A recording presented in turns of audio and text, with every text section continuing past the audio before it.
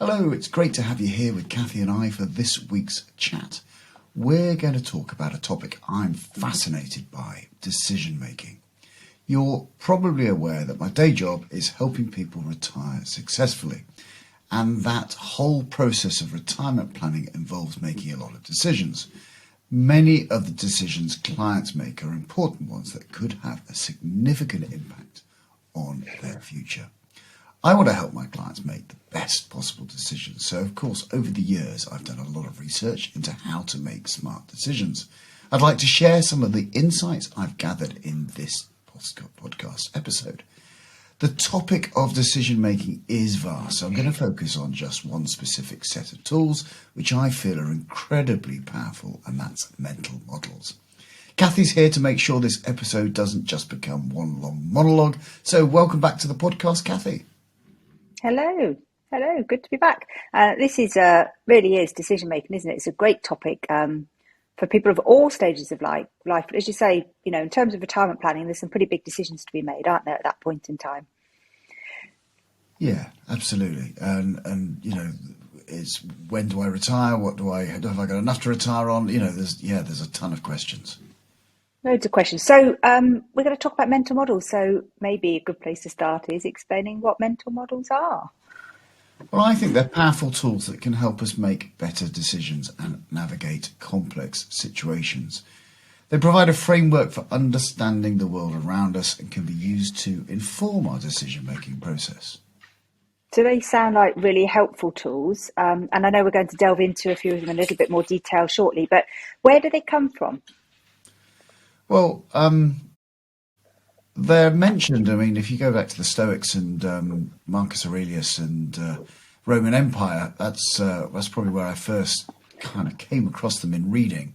But really, I think the big impact was from Warren Buffett, Charlie Munger of the Berkshire Hathaway fame. Top 10 richest people in the world. And they use Charlie Munger and Warren Buffett use a lattice work of mental models. So they have a variety of models to help their decision-making process, usually regarding, obviously, about investing. So that when they're looking at an investment proposition, i.e. should they invest or shouldn't, they want to look at lots of different perspectives to that decision. Warren Buffett is known for saying avoiding stupidity is easier than seeking brilliance. And they use these models to achieve that outcome.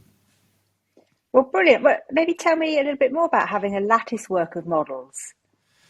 Well, I think we often stick to our own kind of field of expertise.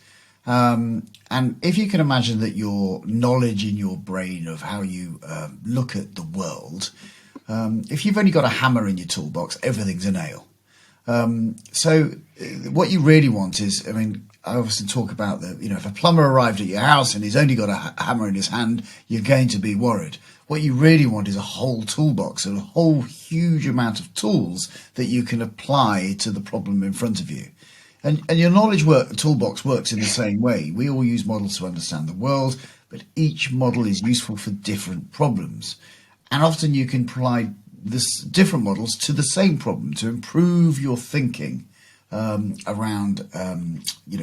improve your thinking about what the problem in front of you is. The world is incredibly complex and constantly presents your mind with overwhelming information.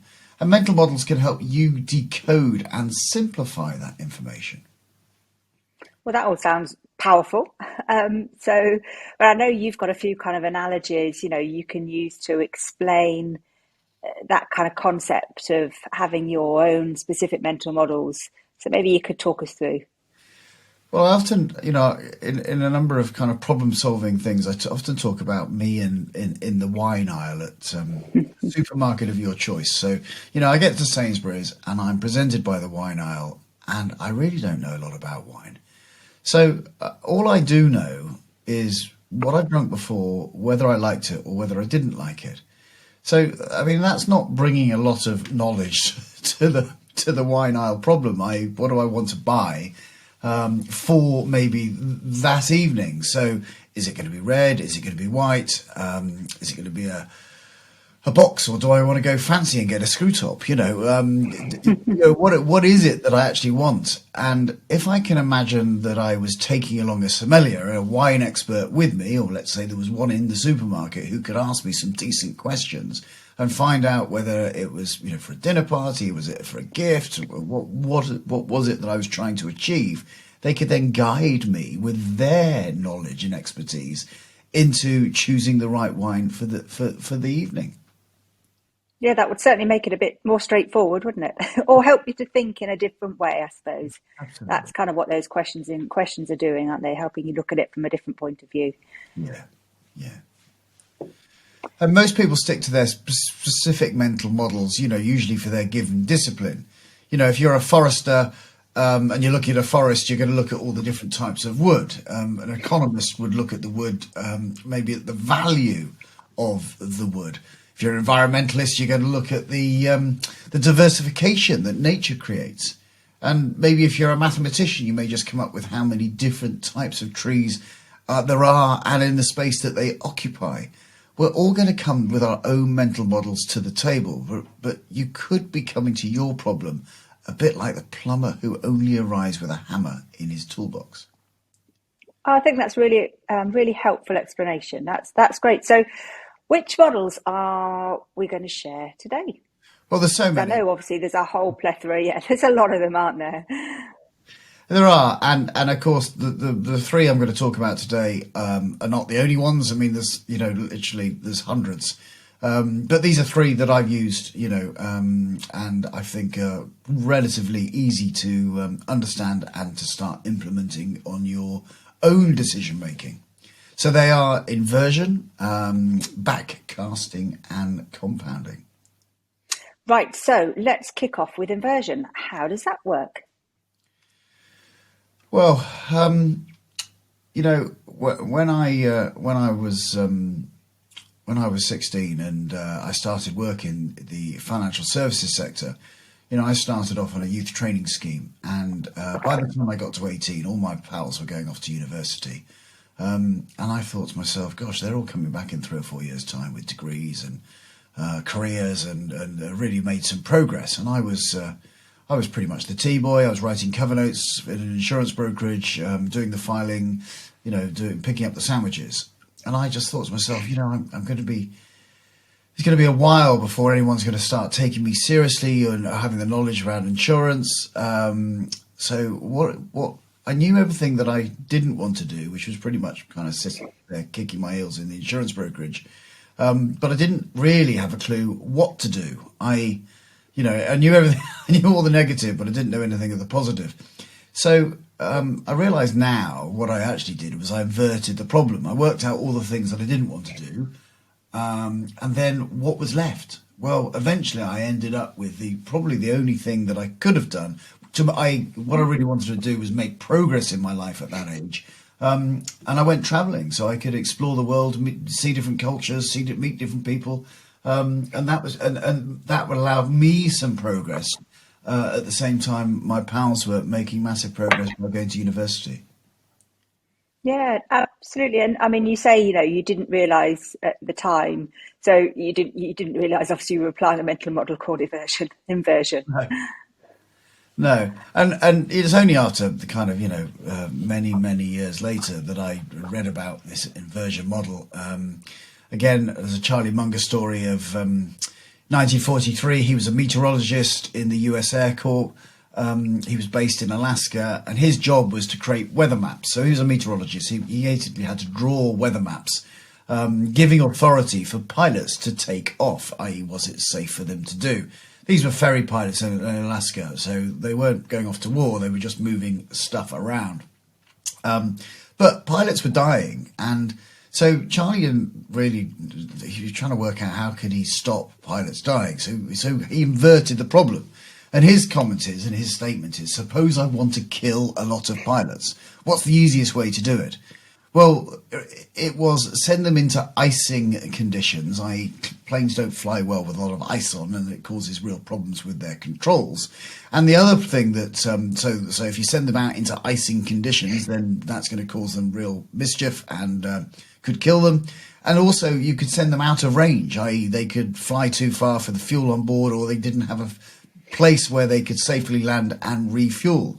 So if by inverting the problem, let's not send them into icing conditions, let's not send them out of range, the mortality rate significantly dropped. And his comment is, if you know what to avoid, you should have a better understanding of how to solve the problem. Wow, so back as early as 1943, that was the start of Charlie Munger applying mental models to his decision making. Absolutely, absolutely. So how? Sorry, go on.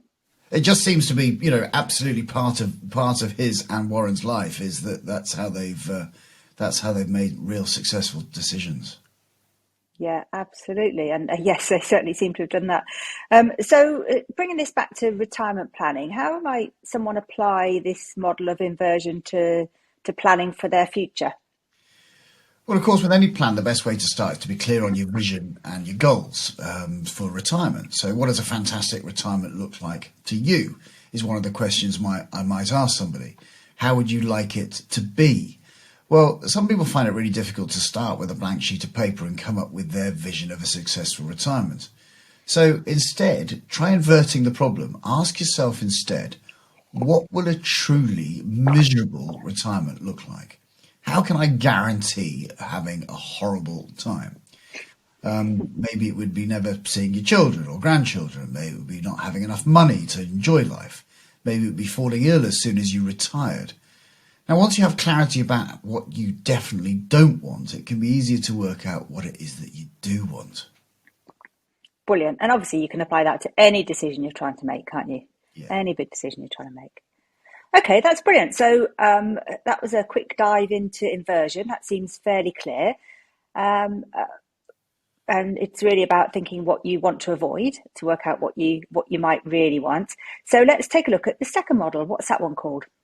So this is backcasting. And when you've got a big decision to make, it's a model that enables you to not start with what's directly in front of you, but instead of starting where you want to be.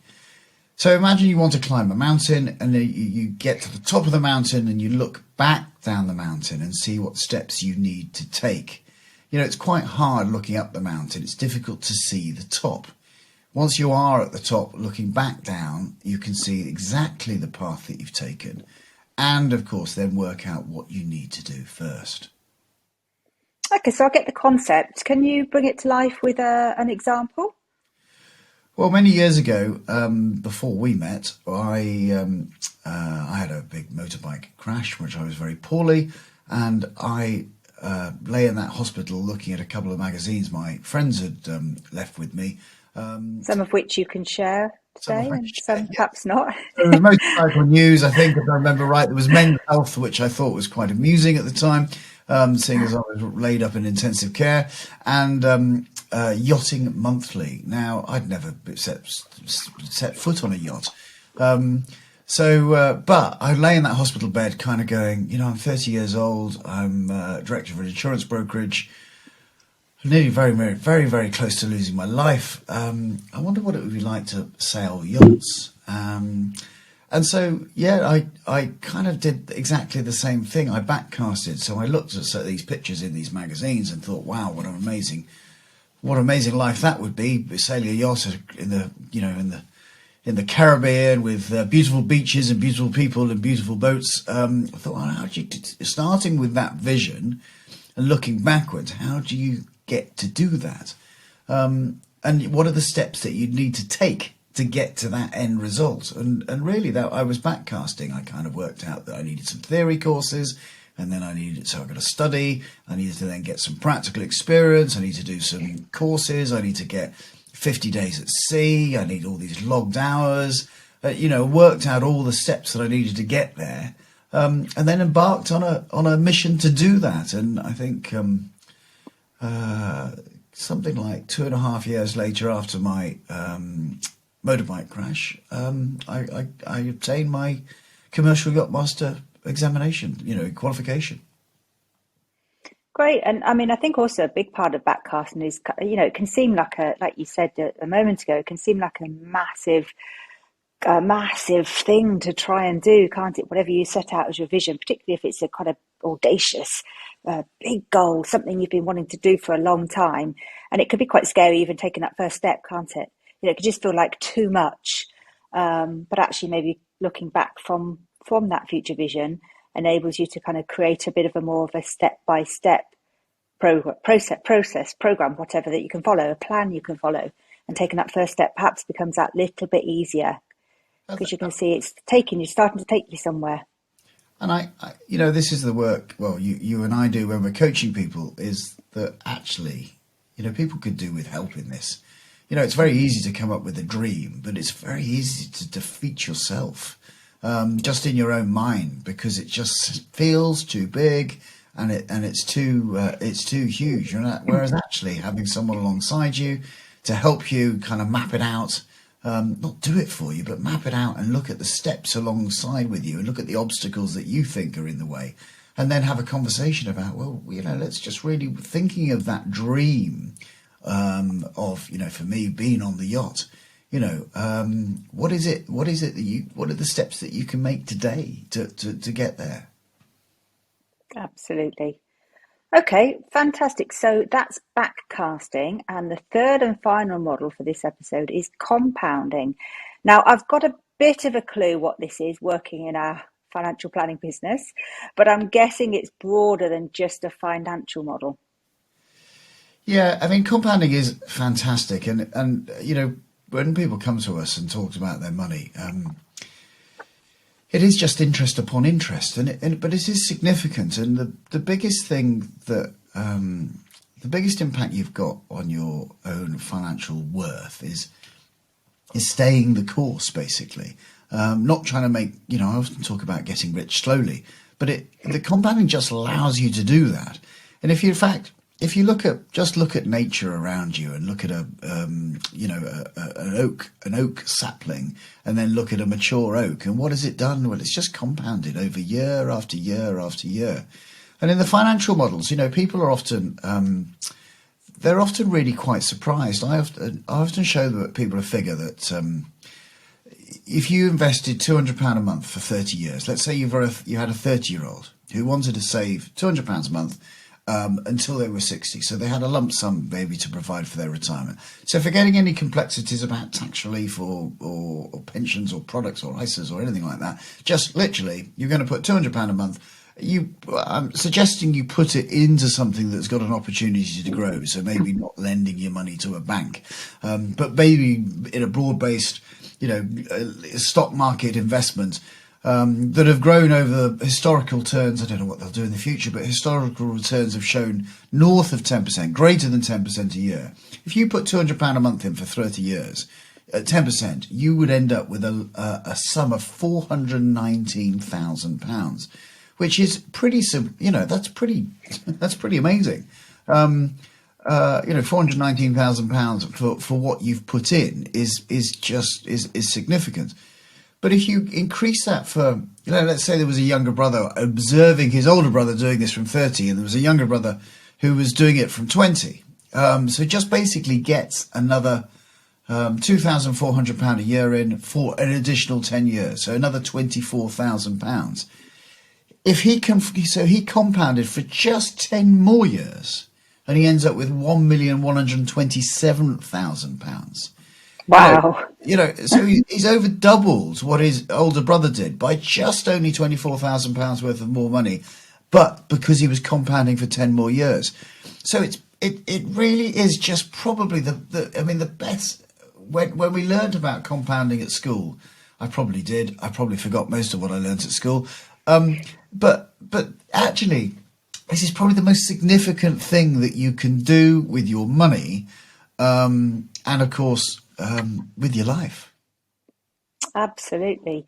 And, like you say, it's so enormous impacts for your money and for your wealth. And actually didn't forget the exact figure, but didn't Warren Buffett earn something like 92% of his wealth in the last 10 years? I mean, he's now in his mid-90s, isn't he? Since the age something like 80, he's earned 92% of his wealth because of the exact model of compounding. Yeah, I think it actually maybe it's beyond 50 for him, but anyway, that yeah, you're right. It's quite significant. It is, and it's all it's because of the early start, and it wasn't, the significant wealth he built up in the first couple of years. It's the compounding effect, again and Yeah. again and again. So it's clear how it works in finance, but do you feel compounding as a model can be applied to other areas of your life? Well, I think back in 2018 when you were really into your triathlons and you completed the Weymouth half Ironman, and I remember myself and our daughters, who were pretty young at the time, came along to cheer you on. And a half Ironman, if people who don't know what that is, it's a 1.5 mile swim, a 55 mile bike ride, and a 13 mile run. I mean, that's a pretty long day. And you came back and you said, "Oh, you know what? I think I might do. I might do a full Ironman." And I said, "Well, what the flipping hell is that?" And you said, "Well, it's a 2.4 mile swim, 112 mile bike ride, and then run a marathon." I'm like, "That's pretty significant." So, and a few days later, I thought to myself, I wonder if I could do that. And I'd never done a triathlon. So it was a big ask, really. I'd never really done any swimming. Maybe I had a 50-meter swimming badge from when I was 12 or something. I'd been a lifeboatman, but really, if you've swum a long way, been a lifeboatman for the RNLI, then something's gone wrong. I'd never run a marathon, but if there's a facility or an opportunity, to have a go at something, I'm generally up for it. And I thought, well, I know Kathy's going to do this, and obviously you were streets ahead of me in knowing how to do this stuff, and already very experienced at it. But I had to go to greater lengths, let's say, to achieve in the swimming pool, etc. But it really, I suppose, the conclusion of it, we did both manage to do it. You completed it over an hour quicker than I did. But it was all about turning up every day, day after day, getting a little bit better, following a plan, following a structure. And before you know it, 8, 9 months later, we both achieved the result that we wanted. Me was just finishing, and you in a great time. Yeah, absolutely. So, okay, that's a great example, isn't it? Like you say, it's, each time we got in the water, or each time we got on the bike, or each time we laced up our running shoes, you're taking a step forward, aren't you? You're compounding on the exercise you did the day before, and it all just builds and gets you to a place where you're fitter and stronger and able to do what you want to do. That's a great example. Are there other ways? I suppose there are many more ways we can benefit from compounding, aren't there? I mean, sports obviously one. Well, I suppose with retirement planning, yes, if you're thinking of retiring, every saving that you're making today is going to compound for the future. I often think about every time you put some money aside, that compounds for a future growth rate. It allows you to take some. I always think I never really consider huge investment returns when I'm thinking about saving for my own retirement.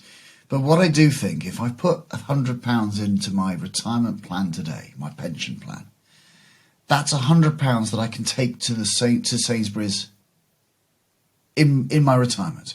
Now, the benefit of the government giving me some tax relief is huge. So there's a compounding effect on that straight away.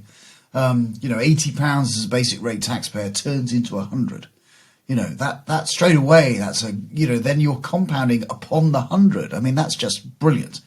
And then what you're really looking forward to is hopefully that will grow at least by inflation. So if it can grow by inflation and maybe even slightly better, and the benefit of the tax relief, that compounding effect could really lead to a significant retirement pot, which of course would change your life at that stage of life. Absolutely. I think there are other things to consider, aren't there? I mean, if we think about our health as well, if you think that, I think probably most people want to stay healthy in their retirement and live better for longer, don't they? So if health is an important thing, then, from an early age, rather than just as we hit retirement, it's a good idea to think, okay, well, what steps can I take now that will compound to make sure that I'm healthier? So obviously sport, exercise is one thing, but diet is another, isn't it? I know you say about, it's not the donut you eat today that's the problem. It's the donut you eat day after day after day Yeah. that compounds that can ultimately, The only healthy thing have an about impact on your health. The only healthy thing about a donut is the hole. But yeah, it's very easy to think, oh, I'll just have that little donut, that I'll just have that, whatever. But actually, we can easily get into the habit of doing that on a regular basis. The one thing I know we've touched on a lot of times, and I'm a keen advocate of it, is strength training, especially as you get older. I'm in my early 50s, and I think I can still say that. But I do know that there's a compounding destruction of my physical muscles. So I've got to counteract that by lifting weights if I want to stay strong in the future. So there is this essence of, the reverse of compounding. And again, I know we've covered it before, and I've got a free download on one of the YouTube videos of the compounding effect of overpaying your mortgage. Getting rid of your debt early has a massive compounding effect of getting you finished 4 or 5 years before you initially set out to do. So everything works. Your health, your muscles, your money. It is just quite phenomenal. The compounding effect of that, of compounding as a mental model. And something it would be great if we all learn earlier in life, wouldn't it? Yes. The earlier we can start compounding, the better. The relevance of it. And it's, obviously we were taught it at school, but actually it's really significant. Absolutely. Well, that's brilliant. That's given us an overview of 3 of the mental models that we can apply to help us make those smarter decisions in life. Yeah, good. Well, thank you for tuning into this episode of the Retirement Cafe. I really do appreciate you joining me. And as always, if you want to get in touch and if you have any feedback, please email hello@theretirement.cafe.co.uk. You can find me on Twitter at JustinKingCFP, and you can find all the episodes on my YouTube channel. Just search for Justin_King when you reach YouTube. So until next time, I'm Justin King, and joined today with Kathy King, helping you feel more informed in your retirement.